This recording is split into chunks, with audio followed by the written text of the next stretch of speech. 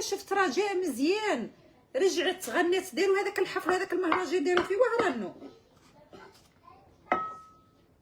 الناس ولاو يطاقوني كارولين رجاء مزيان رجاء مزيان.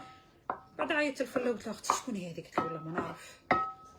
يعني بعد كي كيبدا رجعت نقرا في التعليقات هي اللي غنات محموله الطابله ياكلوها الزريعه الحريه ما جات سمعتها. هذه هي رجاء مزيانو عجبتني اغنيتها. قال لك جات راهي في الجيري ايام زي اللي جات شافت فاميلتها وشافت دارهم وشافت الجيري.